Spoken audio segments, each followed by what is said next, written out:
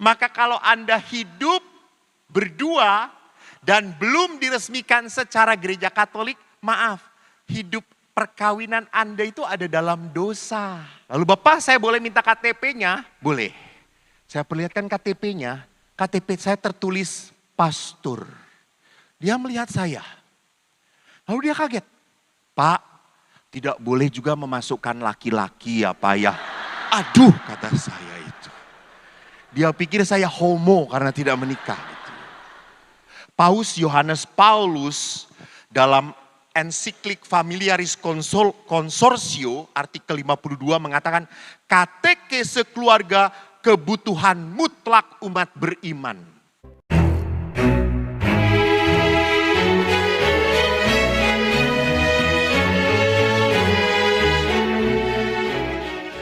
Ya, saya Romo Eko. Saya tertarik untuk memberikan rekoleksi tentang keluarga. Walaupun saya tidak berkeluarga. Dan saya tidak mau, asli nggak mau. Kenapa? Hidup perkawinan itu berat coy, berat. Betul bapak-bapak? Lihat di sini banyak bapak-bapak yang tertekan, betul. Tidak mudah. Kenapa saya mau memberikan retret rekoleksi tentang hidup berkeluarga? Satu, tidak ada orang yang setelah menikah otomatis jadi suami yang baik. Tidak ada. Betul. Ya. Tenang aja Pak, tenang. Jangan emosi. Ini di gereja. Anda emosi, dipanggil Tuhan malam ini.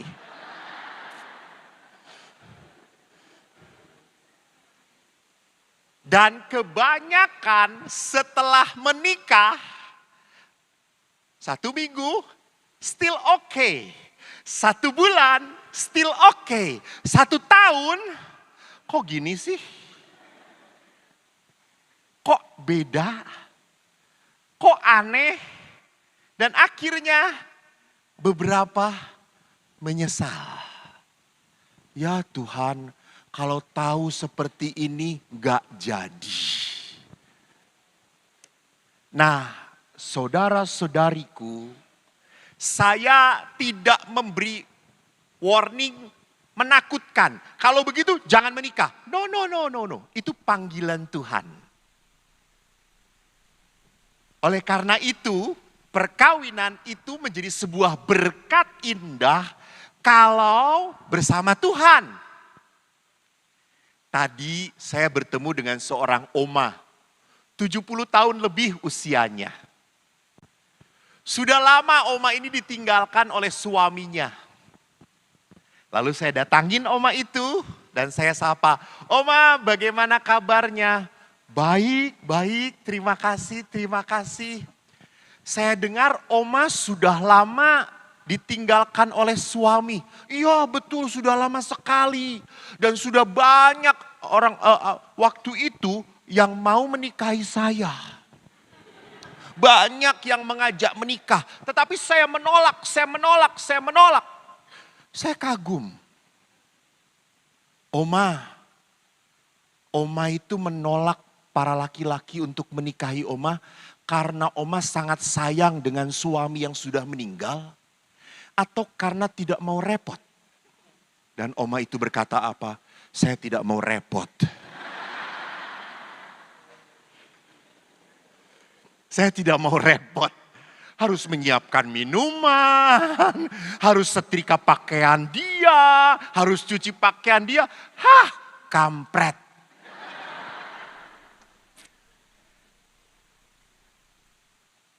Maka Bapak Ibu yang terkasih, dalam rekoleksi 3 hari, malam ini saya berbicara tentang apa?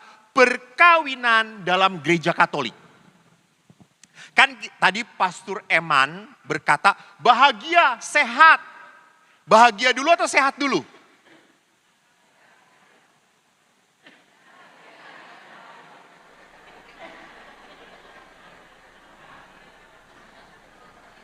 Anda lebih tahu dari saya, udah ada Anda saja yang memberi rekoleksi lah, saya duduk di sini. Saya mau mengatakan bahagia atau sehat. Seringkali saya salah berpikir bahwa kalau bahagia itu saya harus senang. Betul atau tidak? Betul, betul. Saya senang baru saya bahagia.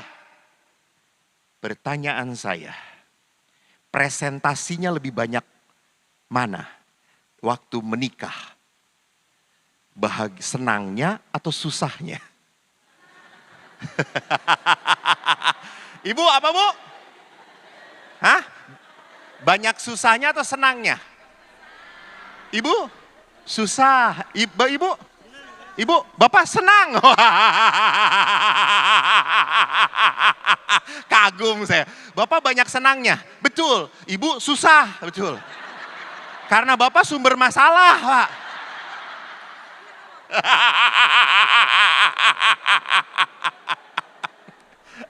Suami itu happy-happy aja, betul. Happy-happy aja. Nggak pernah dimasukin perasaan. Nggak. Dimarahin istri.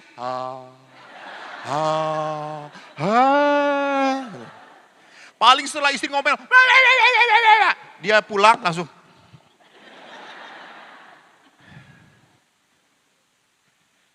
Coba lihat saja suami itu. Malam ini nanti perhatikan. Anda kan sama-sama tidur toh? Masih di kasur yang sama? Pak, di kasur yang sama? Ya. Biasanya di kasur yang sama. Oke, biasanya di kasur yang sama. Kalau tidur, lihat siapa duluan yang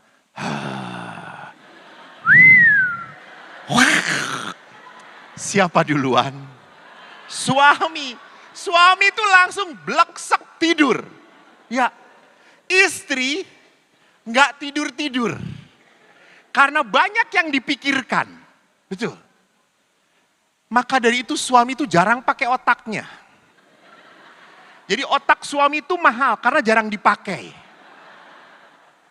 Suami itu kalau udah mau tidur nggak mikir apa-apa. Udah tidur. Istri itu masih mikir, besok gimana ya? Anak-anak makan apa? Sekolah bagaimana? Suami semua diserahkan. Bukan pada Tuhan, pada istri tercinta. Karena kalau suami mau mengatur pun pasti salah. Betul salah. Udah suami akan berkata, iya mah terusin mama saja. Gitu. Maka lihat bahagia itu bukan berarti saya senang. Bukan. No. Bukan seperti itu. Bahagia, saya mau melihat apa yang dikatakan oleh Rasul Paulus pada jemaat di Galatia tentang buah-buah roh. Buah roh itu apa bu? Buah roh itu apa bu? Bu, buah roh. Buah roh itu apel, mangga, pisang, jambu. Buah roh itu adalah kasih, sukacita, damai, pengendalian diri. Betul. Kesabaran. Jadi kalau orang bahagia itu karena apa? Karena punya buah-buah roh. Karena hidup di dalam roh Tuhan. Bukan di dalam roh yang lain. Bukan, tapi di dalam roh Tuhan. Suatu saat saya ini memberikan, mungkin Anda pernah mendengar, rekoleksi keluarga di Dumaring. Dumaring itu Kalimantan Timur. Jauh, 4 jam naik mobil dari Berau. Berau itu adalah di Kalimantan Utara. Kalau orang mau pergi ke Derawan, mendarat di Berau.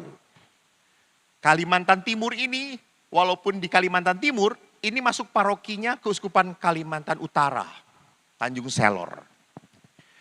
Waktu itu saya memberi rekoleksi keluarga, Di sana keluarga-keluarganya hampir 90% bekerja di sawit, kelapa sawit.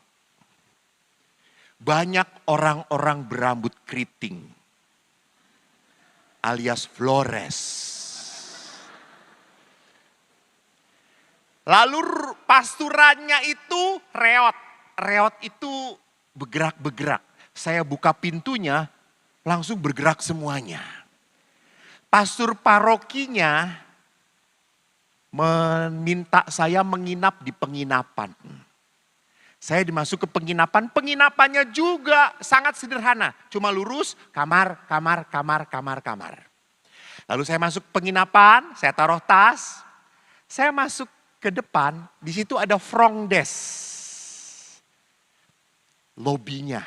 Ada si mbaknya memakai jilbab. Lalu saya datengin, Mbak, selamat siang. Selamat siang Pak, Bapak dari kamar berapa? Itu kamar 3 Mbak. Oh, Bapak menginap di sini? Tentu. Kata saya itu, Bapak tahu kenapa Mbak? Ini penginapan syariah. Jadi Bapak tidak boleh memasukkan perempuan selain istri. Lalu saya berkata, saya sendirian. Lalu Bapak saya boleh minta KTP-nya? Boleh. Saya perlihatkan KTP-nya, KTP saya tertulis pastor. Dia melihat saya. Lalu dia kaget. Pak, tidak boleh juga memasukkan laki-laki ya Pak ya. Aduh kata saya itu. Dia pikir saya homo karena tidak menikah. Tidak Mbak, saya sendirian. Oh ya, lalu saya tanya, Mbak, besok pagi ada makan pagi enggak Mbak? Lalu si Mbak itu berkata, enggak ada Pak. Hah? Adanya breakfast. Oh jadi makan pagi enggak ada Mbak? Enggak ada, breakfast. Oh oke. Lalu saya tanya, breakfastnya apa Mbak? Besok breakfastnya nasi kuning. Oh, nasi kuning Mbak? Ya. Hari kedua, ya nasi kuning Pak. Hari ketiga, ya nasi kuning juga Pak. Lalu saya berkata, Mbak ada pilihan dah Mbak? Lalu si Mbak itu berkata, ada Pak. Apa pilihannya Mbak? Makan atau tidak? Saya berkata ini udah penginapan di kampung, sombong sekali kata saya. Gak ada makan pagi, cuma adanya breakfast. Ya sudah, karena saya orang tamu, saya setia. Besok paginya nasi kuning itu di dalam bungkus. Lalu piringnya, piring yang bolong-bolong itu. Dengan sendok plastik.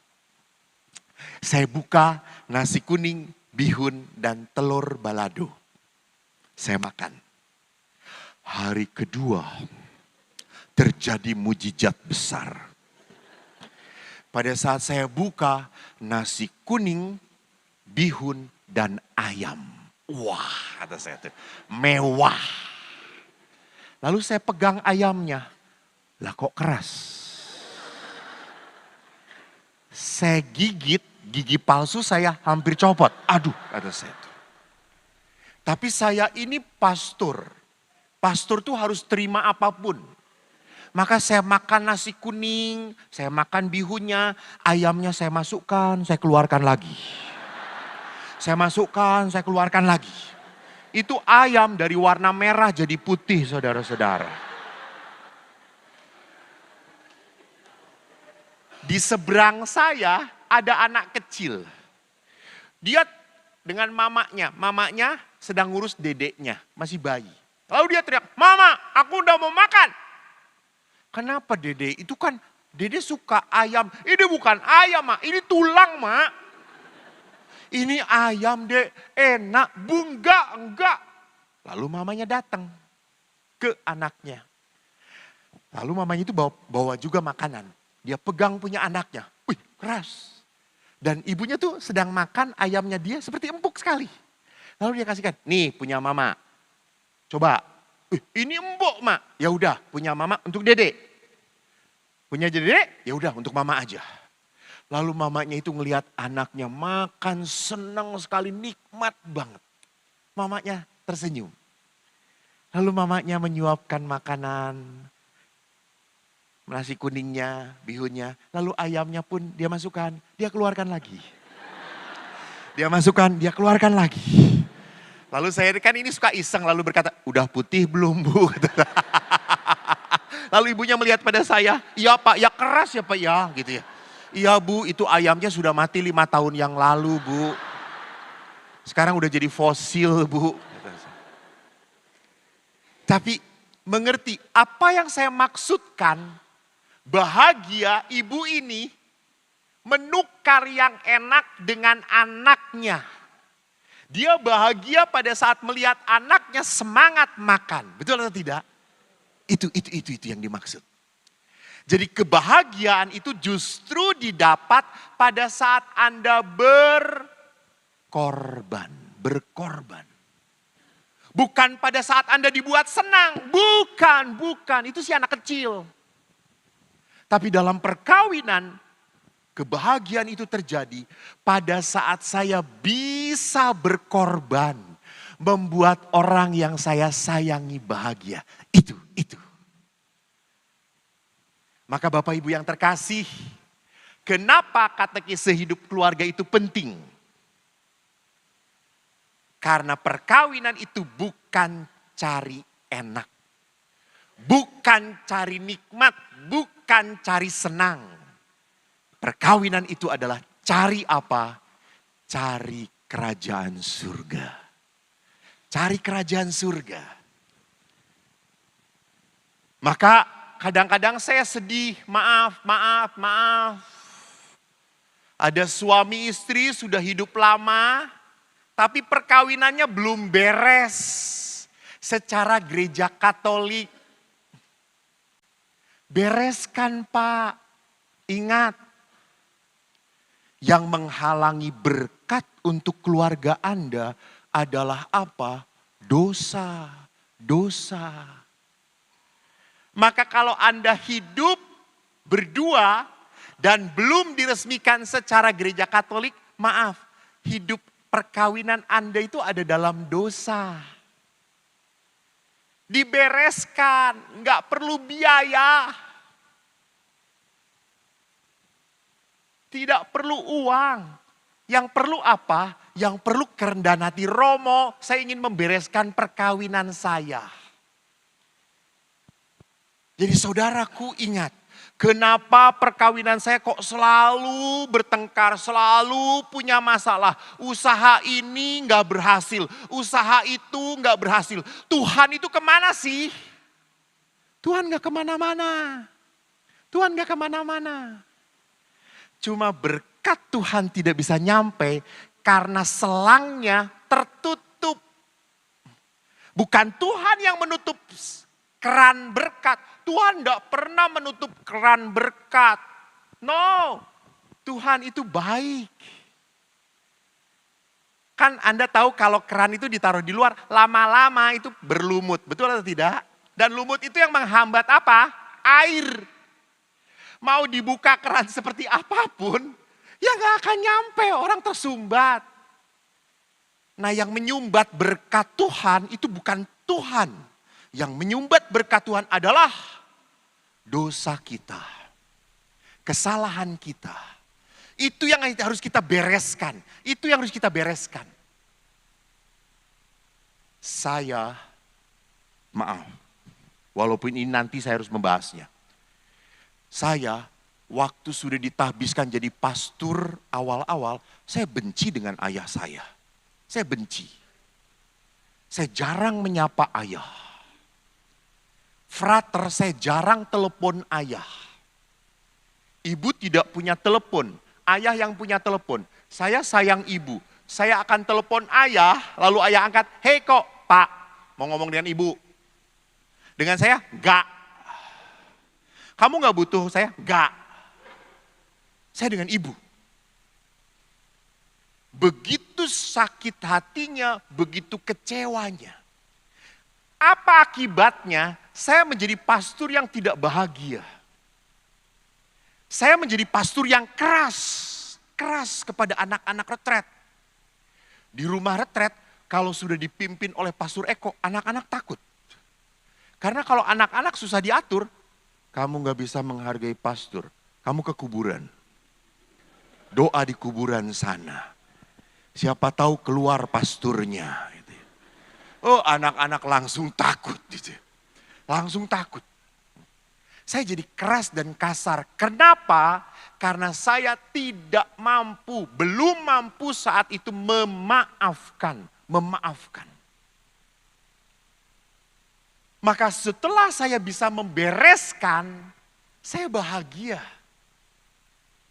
Kuncinya bukan ayah saya berubah, bukan.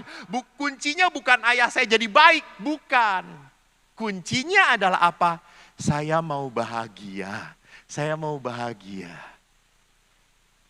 Maka kunci pertama dan utama kebahagiaan adalah apa, Bu? Apa? Memaafkan. Betul.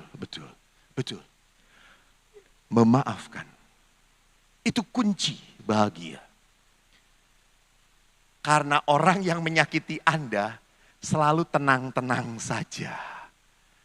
Tidak merasa bahwa dia menyakiti, betul atau tidak? Iya. Dan orang yang menyakiti dan menyebalkan itu hidupnya happy-happy aja. Saat kita lihat, buset usahanya maju. Buset semuanya sejahtera, padahal saya sudah berdoa Tuhan. Semoga 7 turunan mati semua gitu ya. Tapi kok malah baik, malah sehat. Itu dia. Jadi nanti saya akan memperlihatkan bagaimana sih kita bisa membangun keluarga bahagia. Maka saudaraku, kenapa kok saya berbicara tentang hidup berkeluarga? Paus Yohanes Paulus dalam ensiklik Familiaris Consortio artikel 52 mengatakan katekese keluarga kebutuhan mutlak umat beriman. Jadi umat itu harus diberi pengajaran tentang apa? Perkawinan Katolik. Kenapa harus diberi pengajaran? Karena perkawinan Katolik itu sekali sampai mati. Sampai mati. Sudah berapa tahun menikah Ibu? 49 tahun. Berapa tahun penderitaan Bapak? Enggak pernah menderita ya Pak ya, kelihatan. Bapak bahagia bersama Ibu? Ya, kenapa bahagia Pak? Karena Ibu baik sekali, mengerti Bapak. Tapi Ibu cerewet. Enggak, oh, Bapak yang cerewet. Iya.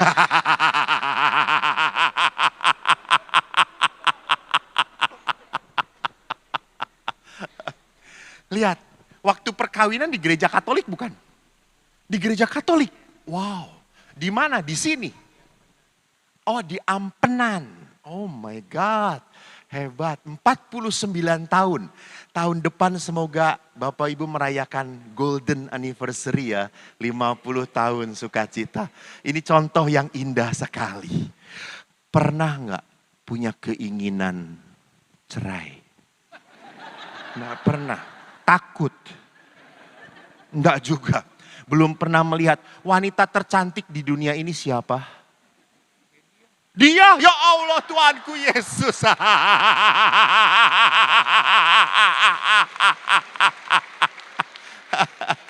Bapak jujur atau palsu? Jujur. Bapak enggak pernah punya keinginan pindah ke lain hati, ke lain wanita. Enggak pernah. Hebat Bapak ini. Kalau nanti di surga ya Pak, di surga. Eko itu selalu ingin membuat goyah iman dia. Kalau nanti di surga Pak, Tuhan mengatakan, Bapak siapa namanya? Baptisnya? Bapak Fransiskus. Asisi apa Saverius? Kan Fransiskus ada Asisi, ada Saverius. Fransiskus saja. Bapak Fransiskus saja. Kata Tuhan. Datanglah ini kerajaan surga. Fransiskus saja karena di surga kau boleh pilih menikah dengan siapapun. Bapak akan pilih siapa? Kalau dia ada, dia. Bapak mengharapkan dia ada atau tidak ada? Kenapa mengharapkan dengan ibu? Dia sayang. Jadi ibu sayang banget pada bapak. Bapak sayangnya berapa persen dengan ibu? That's good. Lihat, menarik sekali. Tidak pernah menyesal. Tidak pernah menyesal.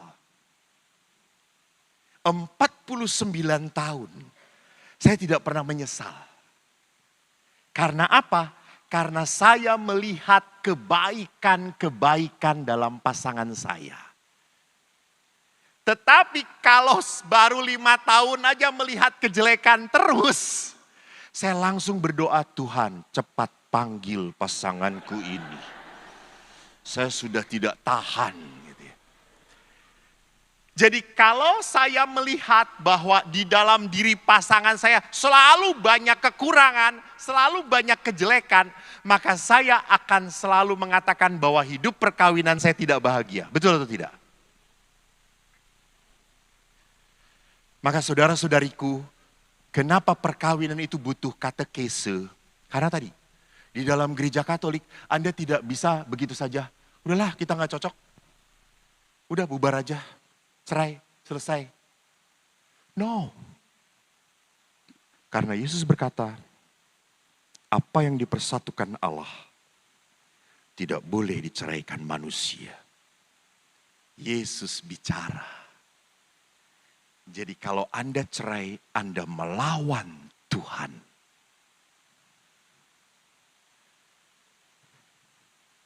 Paus Fransiskus, tadi Paus Yohanes Paulus, Paus Fransiskus dalam Amoris Laetitia pun berkata, katekese keluarga sangat membantu untuk melatih orang tua muda menyadari misi mereka mewartakan Injil. Jadi Anda itu di dalam keluarga tidak hanya mewartakan Injil dengan apa? Baca kitab suci, bukan. Tetapi dengan tindakan Anda, dengan tindakan Anda. Saya setelah berdamai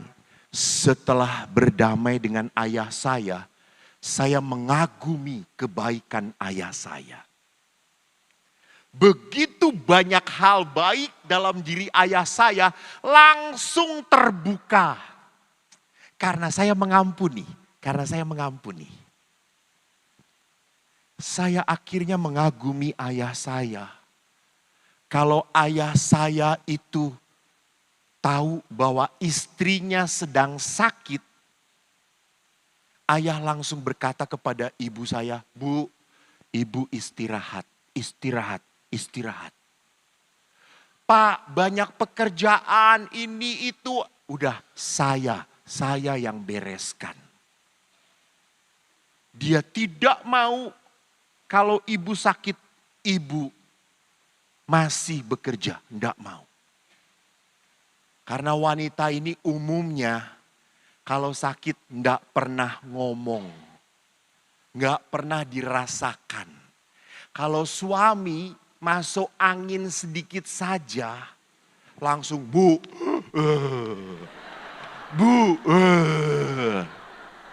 itu suami.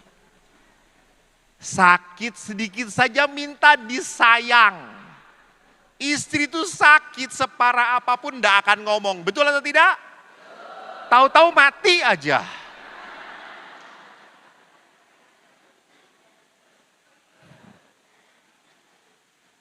Dan ayah saya kalau tahu ibu saya sakit, ayah tidak mau. Ibu tidur, ibu sehat dulu. Ibu minum obat. Pernah suatu saat ibu kami sakit, terbaring. Lalu kami itu kalau sekolah disiapkan selalu oleh ibu semua bawa nasi goreng buatan ibu. Selalu. Karena ibu sakit, ayah yang buat nasi goreng. And you know what happened? 3 hari kami semua mencret.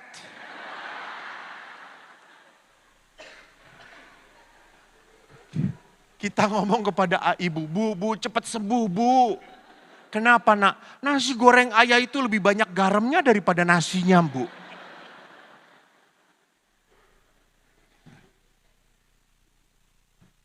Di situ saya kagum. Di situ saya kagum. Ayah tidak pernah tega melihat istrinya, ibu saya, sibuk sendiri. Enggak. Ayah akan turun tangan.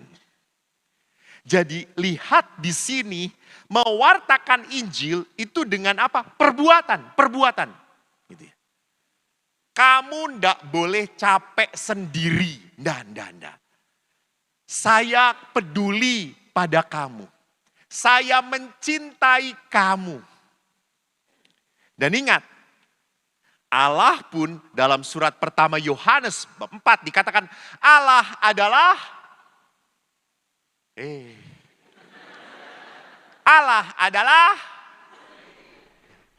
Allah adalah kasih. Bukan Allah punya kasih, bukan. Allah itu kasih. Maka kalau menghadirkan Allah, caranya bagaimana? Mengasihi. Kalau begitu, apa itu artinya kasih?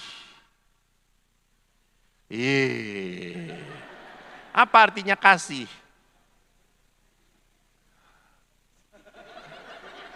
Kasihan deh lu. Apa itu kasih? Mengampuni. Apa itu kasih? Mau berkorban. Ibu bapak, kasih adalah apa? Memberikan yang terbaik untuk orang yang saya kasihi. Itu kasih. Memberikan yang terbaik. Memberikan yang terbaik. Untuk yang saya kasihi. Itu kasih. Enggak, udah jangan banyak cincong.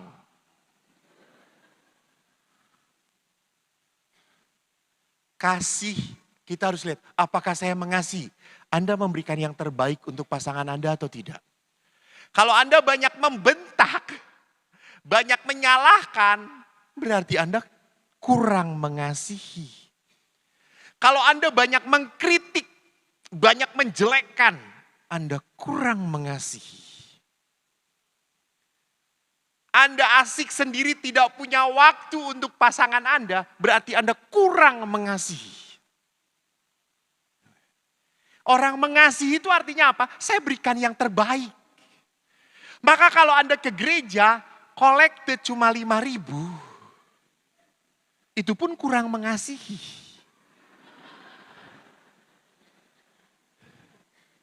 Kan memberikan yang terbaik. Masa amat Tuhan 5.000? Parkir aja di Jakarta udah 5.000. Jadi mengasihi itu artinya memberikan yang terbaik. Untuk orang yang saya cintai. Nah, kalau Paus Fransiskus berkata seperti itu, maka pertanyaannya, mengapa gereja sangat menaruh perhatian pada keluarga melalui katekese pastoral keluarga? Karena bagi gereja Katolik, keluarga adalah sel pertama dan vital dalam masyarakat. Kedua, keluarga adalah gereja mini. Ketiga, keluarga adalah sekolah kehidupan. Keempat, keluarga adalah misionaris. Kita lihat, kenapa, apa artinya keluarga itu fundamental. Di dalam ensiklik tulisan para Bapak Paus dikatakan keluarga adalah sel pertama dan sangat penting dalam masyarakat. Kenapa seperti itu? Karena keluarga tempat latihan pertama bagi seorang anak. Jadi anak itu jadinya seperti apa karena keluarganya seperti apa. Maaf ya, saya itu di WA oleh seorang ibu. Ibu itu berkata seperti ini, Romo, tolong saya punya anak perempuan. Saya mau ajak dia ke tempat Romo untuk dibimbing oleh Romo. Anak ini perempuan SMP selalu melawan. Anak ini ngaco terus sulit diatur Romo. Udahlah, anak ini bagi saya amsyong. Anda tahu amsyong? Apa itu amsyong? Hah? Hopeless, nggak bisa diharapkan. Ngaco. Udah anak ini kacau. Saya kaget, itu ibunya yang ngomong gitu kepada saya, WA. Lalu ibunya datang ke pasturan. Saya tanya dulu ibunya. Bu, Romo maaf saya nggak bawa anak saya. Nggak perlu, saya mau ngomong dengan ibu dulu. Ibu ngatain amsyong kepada anak ibu ya? Iya. Coba cerita dulu tentang ibu. Ibu ini ceritalah. Lalu saya ngomong, Bu, kok nggak ada suami? Itulah pastor. Kita juga selalu ribut dengan suami. Suami saya sekarang udah meninggalkan saya. Langsung saya teriak apa? Bu, maaf, ibu bukan punya anak amsyong. Orang tuanya amsyong. Ngerti maksud saya? Jadi anak jadi seperti itu karena siapa? Orang tua, orang tua. Saya Desember yang lalu merayakan pas Natalan dengan anak-anak SD. Lalu anak SD saya tanya, nah siapa yang di rumah sering melihat papa mama berkelahi? Semuanya angkat tangan. Bahkan ada yang 2 tangan. Kenapa kamu tangan 2? Sering sekali. Lalu saya tanya, nah apa yang kamu lakukan kalau kamu melihat papa mama kamu berkelahi? Ada satu anak berteriak mengatakan, kita tontonin pastor. Lalu saya bilang, ayo teruskan ma, teruskan pa, teruskan. Biar rame Romo. Itu satu anak ngomong kayak gitu. Tetapi hampir 98% anak berkata apa? Menangis. Saya menangis pastor, saya sedih. Ngelihat papa mama berkelahi di depan kita, aku sedih. Banyak anak yang langsung turun, duduk, ketakutan. Maaf. Pasangan muda sekarang itu beda dengan zaman dahulu. Pak Fransiskus punya anak. Punya. Bapak Fransiskus kalau ribut dengan dengan istri, apakah di depan anak-anak atau tidak? Kadang-kadang di depan anak, kalau sudah tidak tahan. Katanya sayang tadi. Ada ributnya juga ya Allah.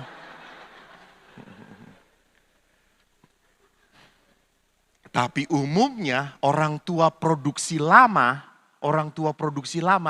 kalau mau berantem tidak di depan anak-anak. Betul atau tidak? Betul. Jangan sampai anak tahu. Lah sekarang tidak bisa menahan diri. Anak belum siap Pak. Anak nggak siap melihat yang seperti itu. Anak syok, kaget. Dan mereka selalu langsung berpikir, kalau cerai aku harus ikut siapa pastor? Itu pertanyaan anak-anak. Saya sering menangis gitu ya. Nah pastor tolong beritahu kalau aku cerai dia ikut siapa? Ikut pastor. Masuk apa pastor? Panti asuhan. Jadi anak-anak seperti itu tidak layak melihat orang tua ribut. Enggak. Jangan di depan mereka. Kenapa? Karena keluarga adalah tempat fundamental. Maka saya itu memberi retret di rumah retret Pratista. Kerjaan saya 25 tahun memberi retret anak-anak. Dan Bapak Ibu tahu, anak-anak, sorry. Umumnya anak-anak yang cari masalah, anak-anak yang cari perhatian adalah anak-anak yang kurang diperhatikan di rumahnya. Mama ibunya sibuk sendiri, mama papanya sibuk sendiri. Dan anak ini pun sibuk. Mau cerita pada mama, mamanya sedang nonton drakor. Sampai nangis-nangis. Mah, nanti ceritanya nanti. Ini sedang rame. Mama, nanti. Padahal anak sedang butuh cerita. Padahal anak sedang butuh sharing. Bu, Pak, hati-hati. Kalau Anda anak ini tidak dekat dengan Anda, jangan harap nanti besar bisa dekat. Tidak mungkin. Tidak mungkin. Pendidikan itu jalan, gak bisa diulang lagi. Maka seorang psikolog pernah berkata apa? Saya lebih mudah membentuk anak dari kecil jadi hebat daripada membereskan anak yang sudah hancur. Lebih berat. Jadi lebih mudah dididik dari kecil daripada setelah rusak harus dibereskan. Berat, susah. Anda jangan berpikir karena dulu anak ini kurang perhatian maka sekarang saya perhatikan. Anaknya sedang gak butuh perhatian orang tua. Dia butuh perhatian teman. Sudah kehilangan waktunya. Nah, yang kedua, kalau kita lihat keluarga itu adalah tadi tempat fundamental, maka gereja pun mengatakan keluarga adalah gereja mini. Ecclesia minutam, gereja mini.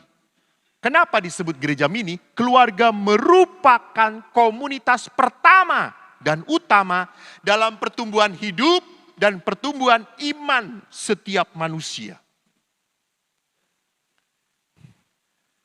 Saya paling sedih kalau sudah masuk ke panti asuhan, anak-anak yang tidak tahu orang tuanya. Mereka selalu senang kalau dikunjungin. Selalu memegang, selalu ingin memegang. Dan pada saat saya mau pulang, apa yang terjadi? Mereka menangis. Mereka menangis. Mereka langsung sedih. Jangan. Karena apa? Mereka membutuhkan perhatian. Maka anak itu butuh dasar yang kuat. Bonding, ikatan batin. Anak butuh dipeluk, anak butuh dicium, anak butuh didekap, anak butuh dilindungin. Saat dia nangis, dia butuh ada seseorang yang memeluk dia. Ada orang yang mengangkat dia. Itu. Ada saatnya. Tapi kalau SMP, SMA, dia kalau punya masalah datang pada orang tua, udah enggak. Anak-anak ngomong, enggak level Romo, enggak level. Karena ngomong dengan mama, ujung-ujungnya selalu disalahin. Gitu ya. Jadi anak selalu ngomong, enggak mau ngomong dengan mama, selalu kita salah. Gitu ya. Pernah seorang anak nanya pada saya, Romo, pagi siang-siang ya Romo saya pulang sekolah, mama itu sedang marahin Cici. Lalu saya datang dari sekolah juga, Mama selamat siang, ini juga sama. Gitu. Gitu. Lalu anak itu tanya, kenapa saya dimarahin ya Romo? Because you are the right man on the wrong time, kata saya itu. Jangan dekati ibu-ibu yang sedang marah. Lu kena gitu ya. Maka saya dengan emak-emak juga selalu lihat kalau mama udah minta foto, udah saya nggak berani nawar, langsung ya foto. Pernah jubah saya ditarik hampir sobek coy. Jadi lihat saudaraku, keluarga adalah komunitas dasar, tempat. Saya dididik oleh ayah disiplin keras, disiplin. Memang ayah saya tentara. Jadi kalau kita ke gereja, selalu dibawa oleh ayah dan duduk di sini. Di sini. Diem. Ayah bawa 3 anak. 4 bersaudara, yang nomor 4 itu belum lahir waktu itu. Kita diem, harus ngedengerin. Karena saya anak kecil, kaki saya kan goyang-goyang. Karena anak kecil suka goyang-goyang kakinya. Langsung dicepret oleh, diem. Saya harus diem. Dan waktu itu pastor Romo, yang mimpinnya adalah Romo Belanda. Saya nggak ngerti apa-apa. Saya sambil, Romo Belanda ini ngomong apa? Gitu. Nanti saya gantiin. Walaupun tidak mengerti, ayah saya mendengarkan khotbah, saya kagum. Ayah begini. Saya ngeliat, edan ngerti atas saya itu. Lalu pulang gereja, saya tanya ayah, ayah itu tadi pastor khotbah, ayah manggut-manggut. Apa ayah ngerti? Ya enggak. Nah kenapa manggut-manggut? Hormat kok, hormat. Karena kalau Romo berkhotbah itu Tuhan yang berbicara. Oh haleluya ayah. Bapak Ibu sekarang kalau saya khotbah misa di paroki tempat ayah saya duduk tidur saudara-saudara. Kurang ajar kata saya itu. Saya tanya, Romo khotbah kok tidur? Ah, kamu anak saya.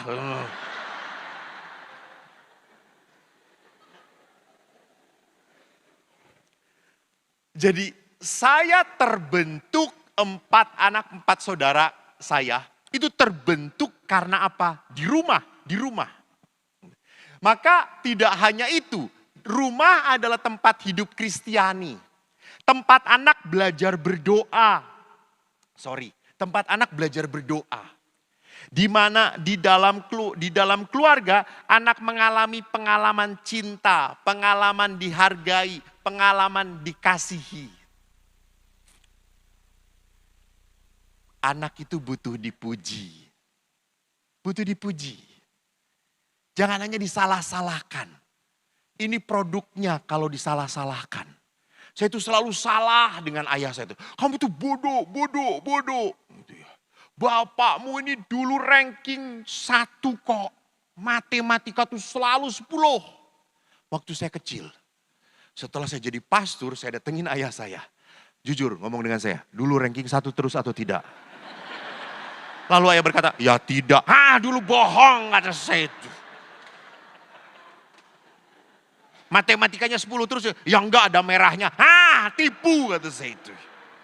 Ya kan supaya memotivasi. Motivasi tapi jangan tipu-tipu.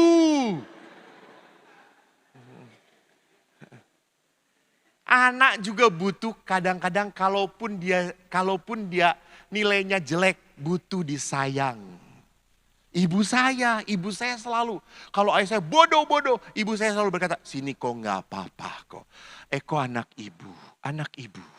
Tapi bu, nilai matematikaku merah bu. Nggak apa-apa. Kan harus ada warna-warni. Itu ibu saya, keren ibu saya itu. Sayang sudah masuk surga ibu saya ini. Ibu yang selalu menguatkan saya. Ibu, Eko bodoh, enggak apa-apa kok. Harus ada yang bodoh supaya ada yang pinter. Lalu saya akhirnya berkata, kalau begitu Eko bodoh enggak apa-apa ya bu. Enggak apa-apa, asal jangan selama-lamanya nak. Dan adik saya pinter, 3 adik saya pinter. Tetapi, walaupun mereka pinter, yang paling sering memperhatikan ayah ibu adalah yang bodoh.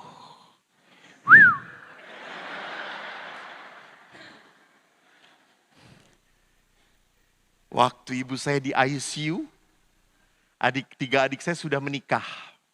3-tiganya. Nunggu 24 jam di ICU siapa? Saya tunggu di luar, tidur. Adik perempuan saya punya bayi, 2-duanya. Adik laki-laki saya tidak bisa nunggu, takut sama istrinya. Saya tidak ada yang menguasai saya.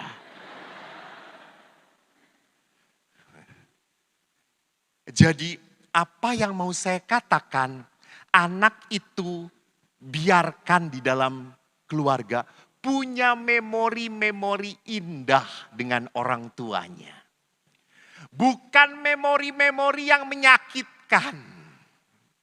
Bukan memori-memori kepahitan.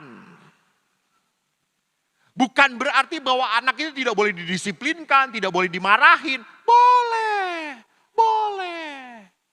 Jangan kalau dia mukul temannya, nggak apa-apa nak, nggak apa-apa. Kamu kan anak preman, kurang ajar itu namanya. Ya kalau dia salah harus salah. Tetapi setelah dimarahin harus diangkat lagi. Diangkat lagi. Anak pada saat dipupuk dengan kebaikan, jadi anak baik.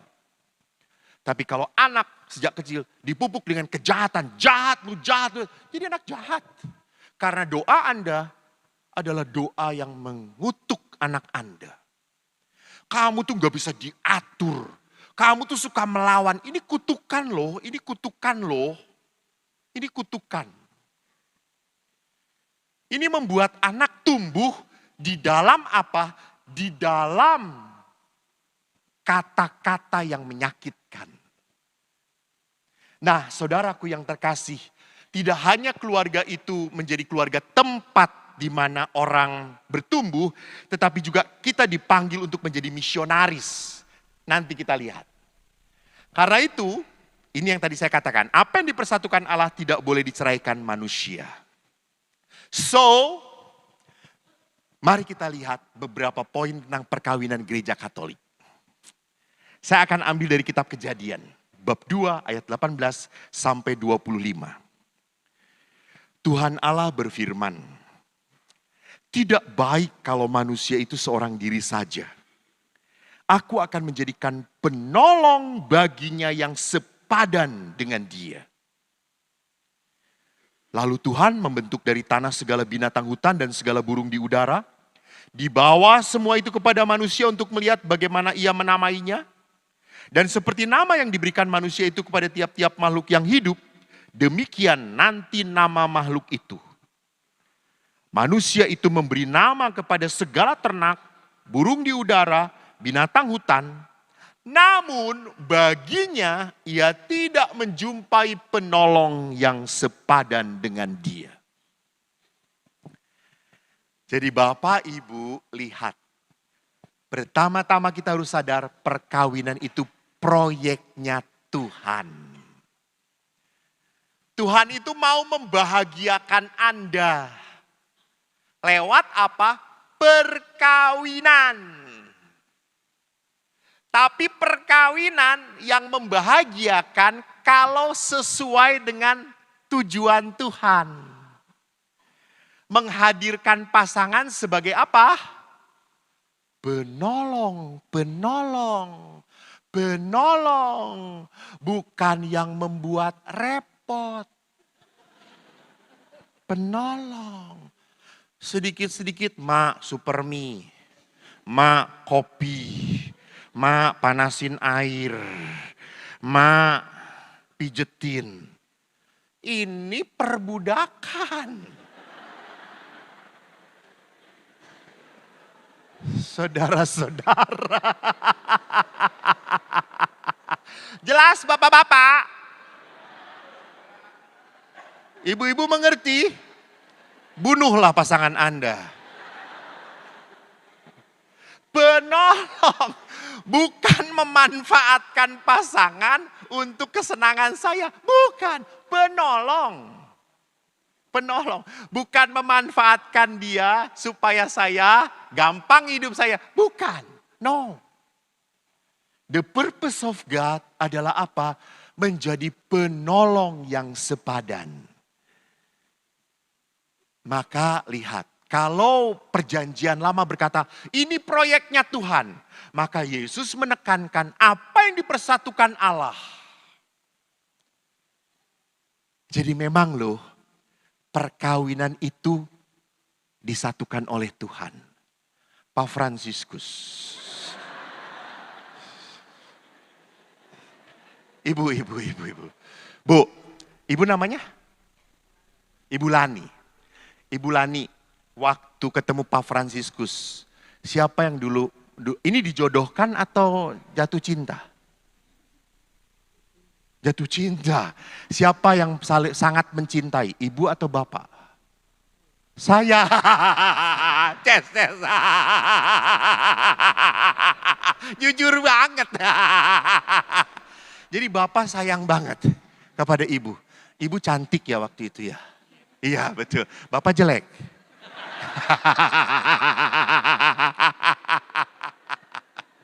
Ibu, waktu itu ibu cantik, kata bapak. Dan bapak pas-pasan. Kenapa ibu memilih bapak?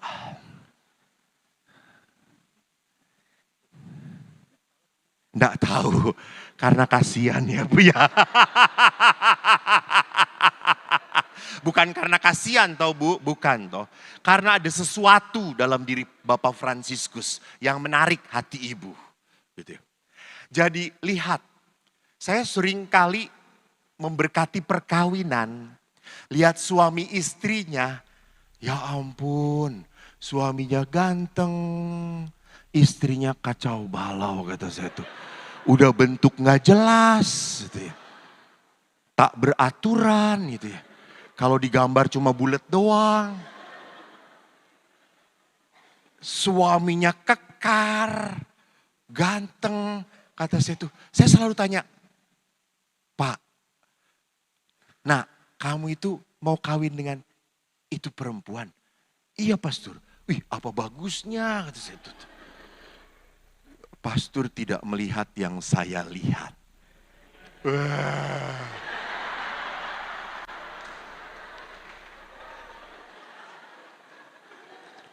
Amsyong itu baru amsyong. Betul. Cinta itu buta, betul atau tidak? Betul. Cinta itu buta, membutakan Anda. Betul, kalau udah cinta tuh demen banget gitu ya. Maka kalau udah mau perkawinan saya sering kali udah datang. Romo tolong dong berkati, cepet dong Romo, udah gak tahan. Buset ya Allah, kata saya tuh. Mau banget, iya pastor mau banget, sayang banget. Ih, dengan siapa? Dia pastor, bener gitu ya. Maka kan ada lagunya, toh karena jatuh cinta tai kuda rasa. Udah pernah ngerasain, ya Allah Tuhanku Yesus. Ibu, saya semiskin apapun gak akan pernah ngerasain tai kuda Bu. Ibu tahu tai kuda rasa coklat, aduh ampun. Pantesan kulit ibu coklat ya.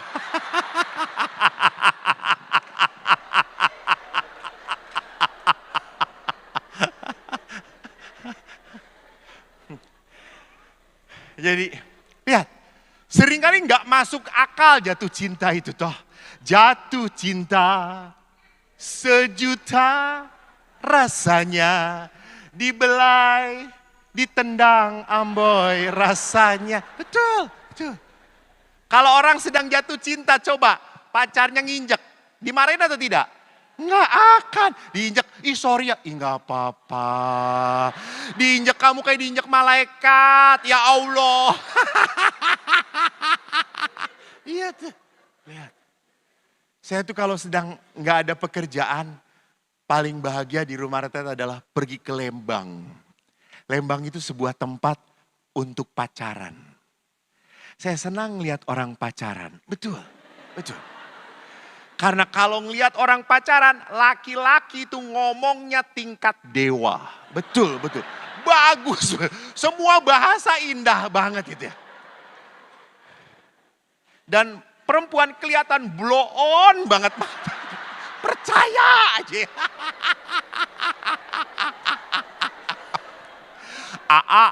Apa teteh? Indah ya. Iya tuh teteh kan bersama teteh. Apa teteh? Lihat banyak bintang. Iya teteh, tapi bintangnya kurang satu. Kok tahu? Kan yang satu ada di sini.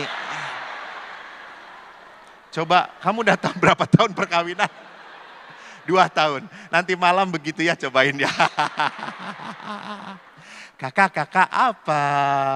Lihat bintang kurang 1. Iya, ini bintang jatuh, meteor gitu.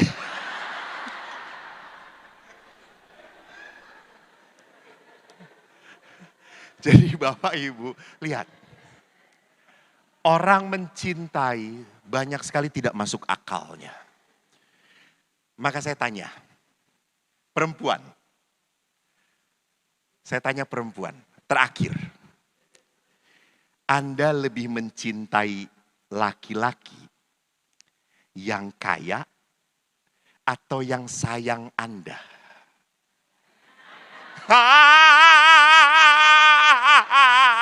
Tuhanku Yesus.